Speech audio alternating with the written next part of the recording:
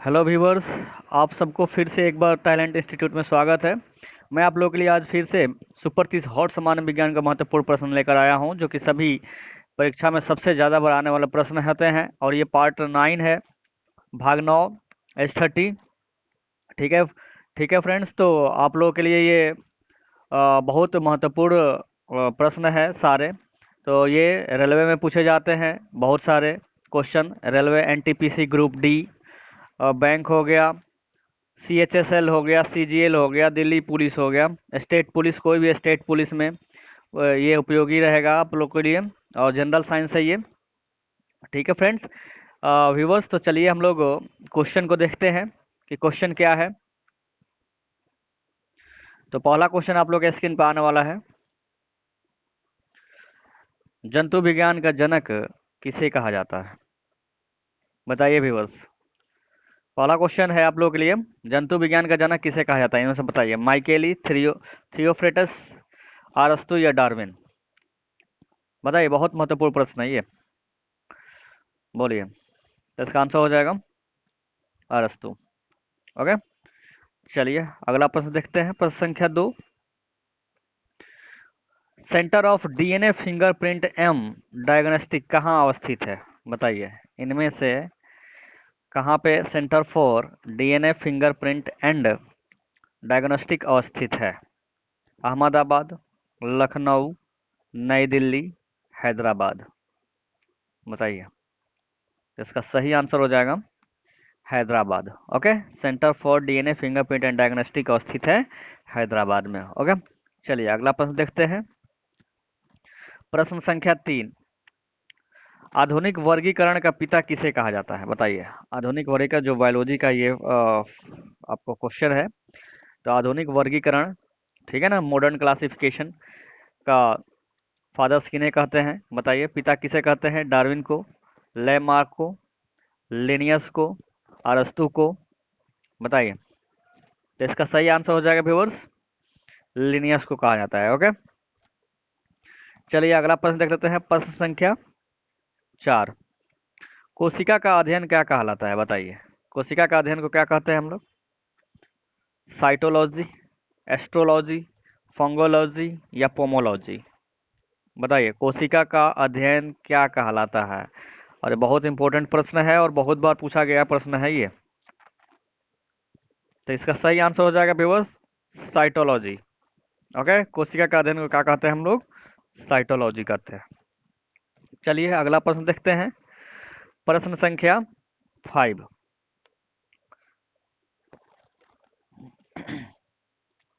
शैवालों का अध्ययन कहलाता है? बताइए। Nephrology, phycology, chromatology, dermatology? बताइए, शैवाल का अध्ययन क्या कहलाता है?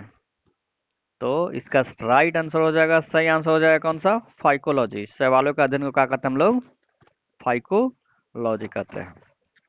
ओके व्यूअर्स, तो चलिए अगला प्रश्न देखते हैं। प्रश्न संख्या 6। नेशनल केमिकल लेबोरेटरी कहाँ स्थित है? बताइए। नेशनल केमिकल लेबोरेटरी कहाँ स्थित है? नासिक, देहरादून, लखनऊ या पुणे? कहाँ पे हो जाएगा आंसर? तो इसका आंसर हो जाएगा पुणे। ओके व्यूअर्स, चलिए अगला प्रश्न देखते हैं। प्रश्न संख्या 7। सेल्यूलर और मोलिकुलर जीव विज्ञान कहाँ स्थित है? केंद्र कहाँ पे स्थित है? बताइए। सेल्यूलर और मोलिकुलर जीव विज्ञान केंद्र कहाँ स्थित है? बेंगलोर, त्रिवेंद्रम, हैदराबाद या कोलकाता? बताइए, इनमें से कहाँ पे सेल्यूलर और मोलिकुलर जीव विज्ञान केंद्र स्थित है? तो इसका राइट आंसर हो जाएगा हैदराबाद। ओके, चलिए अगला प्रश्न देख लेते हैं। प्रश्न संख्या 8। कवकों का अध्ययन क्या कहलाता है? बताइए। कवकों का अध्ययन को क्या कहते हैं हम लोग? माइकोलॉजी, एंटेमोलॉजी, जेनेटिक्स या इनमें से कोई नहीं? बताइए व्यूअर्स, कौन सा हो जाएगा इसका आंसर? तो इसका आंसर हो जाएगा माइकोलॉजी। ओके, चलिए अगला प्रश्न देखते हैं। प्रश्न संख्या 9। विक्रम साराभाई स्पेस सेंटर कहाँ स्थित है? बताइए। विक्रम साराभाई स्पेस सेंटर कहाँ स्थित है? लखनऊ, नई दिल्ली, तिरुवनंतपुरम, बेंगलोर? बताइए आप लोग।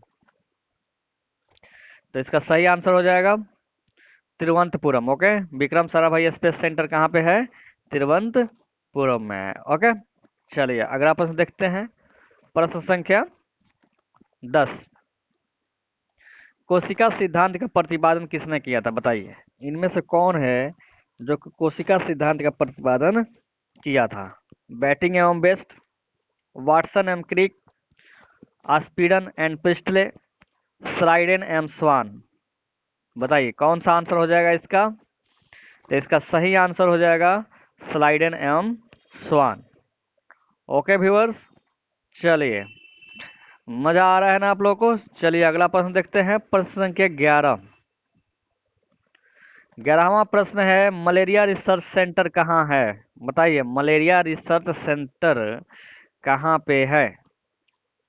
मुंबई, कोलकाता, दिल्ली या लखनऊ? बताइए व्यूअर्स, कहाँ पे है मलेरिया रिसर्च सेंटर?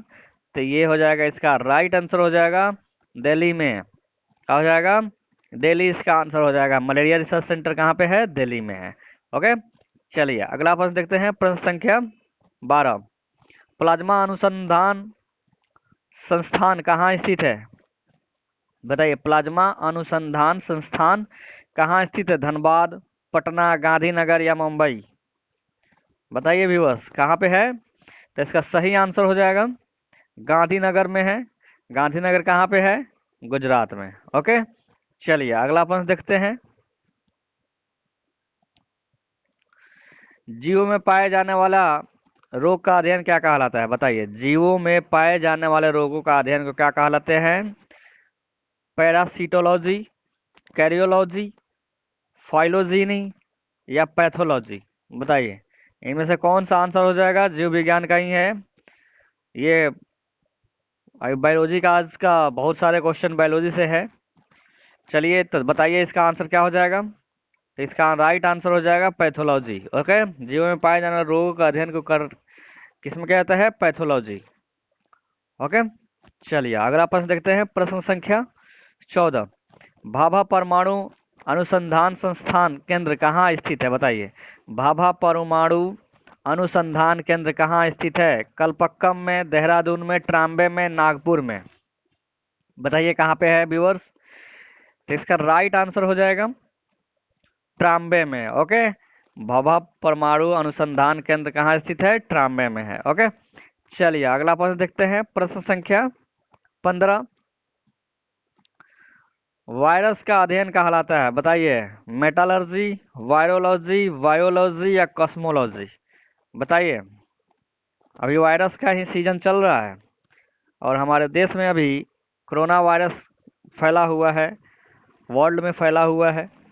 तो बताइए, वायरस का ही सवाल है कि वायरस का अध्ययन क्या कहलाता है? मेटालर्जी, वायरोलॉजी या बायोलॉजी या कॉस्मोलॉजी? तो इसका सही आंसर हो जाएगा वायरोलॉजी। ओके, ओके व्यूअर्स, चलिए अगला प्रश्न देखते हैं। प्रश्न संख्या 16। नेशनल ब्रेन रिसर्च सेंटर कहाँ है? नेशनल ब्रेन रिसर्च सेंटर कहाँ पे है? दिल्ली में, राजमुंदरी में, लखनऊ में, गुड़गांव में? कहाँ पे है व्यूअर्स? बोलिए फ्रेंड्स, कहाँ पे है? तो इसका सही आंसर हो जाएगा गुड़गांव में। Okay, national brain research centre कहाँ पे है? गुड़गांव में है। चलिए अगला प्रश्न देखते हैं। प्रश्न संख्या 17। कीटों से संबंधित विज्ञान की शाखा कहलाती है? बताइए, कीटों से संबंधित विज्ञान की शाखा को क्या कहते हैं?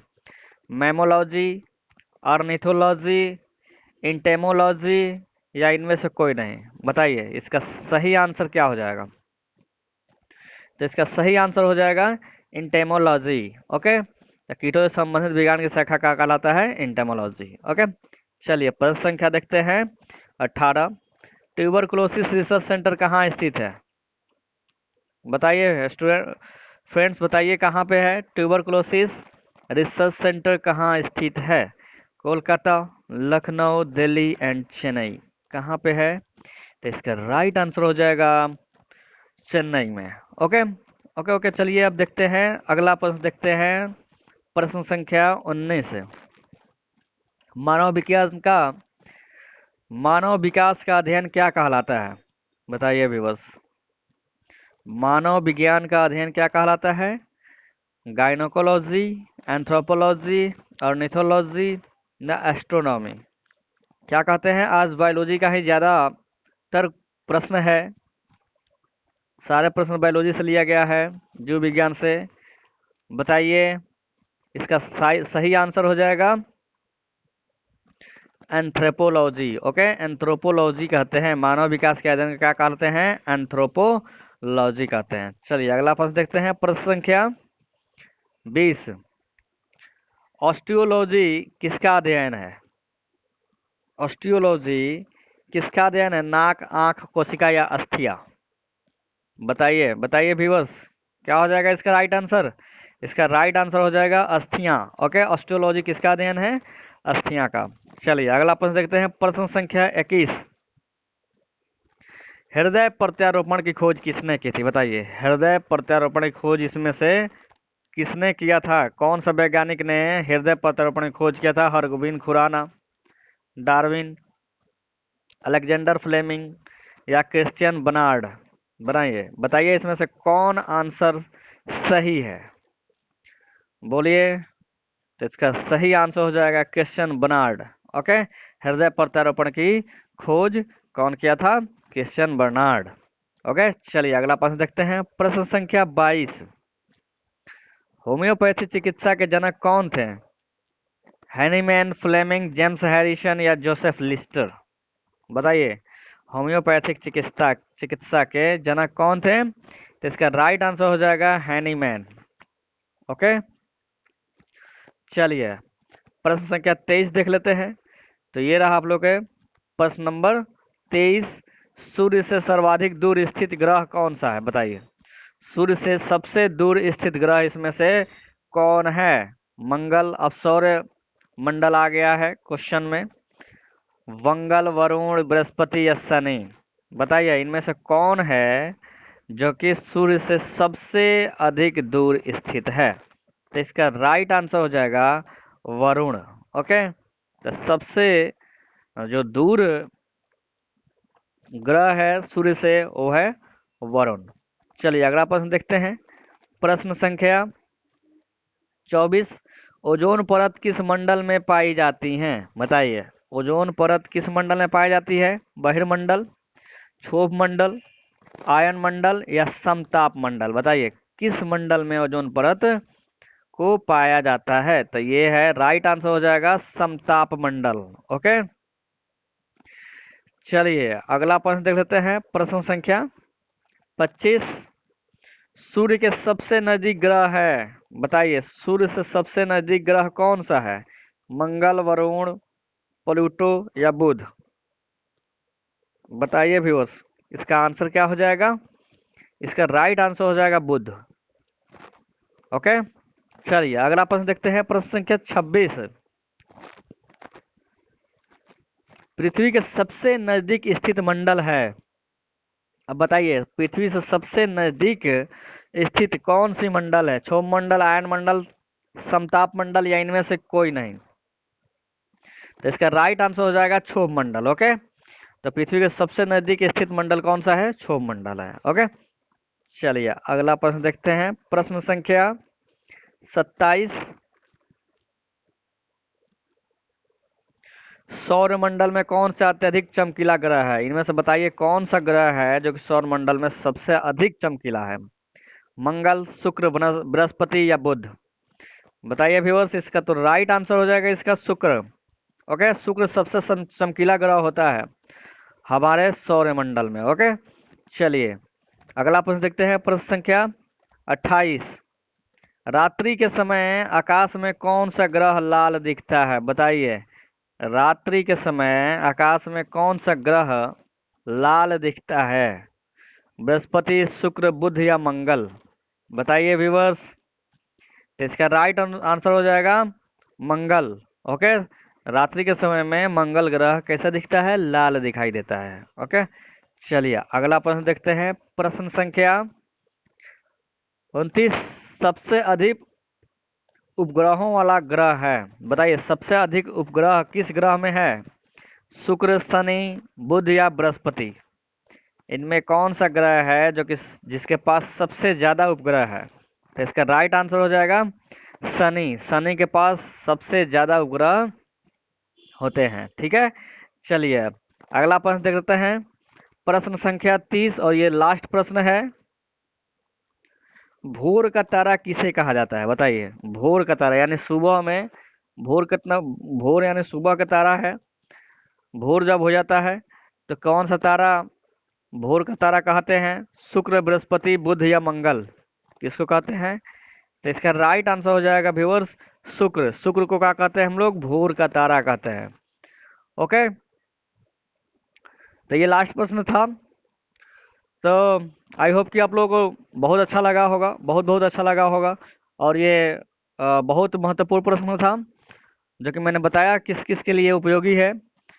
तो व्यूअर्स, आप लोग को अगर अच्छा लगा वीडियो तो इसको सब्सक्राइब ज़रूर करें, लाइक और कमेंट्स भी करें, ताकि मैं जैसे ही सब्सक्राइब अगर करिएगा तो जैसे ही मैं वीडियो नया अपलोड करूँगा तो आप लोग को सबसे पहले नोटिफिकेशन मिल जाएगी। तो इसलिए आप लोग सब्सक्राइब करें, लाइक करें, कमेंट्स करें।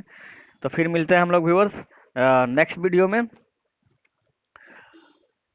Okay, thank you viewers.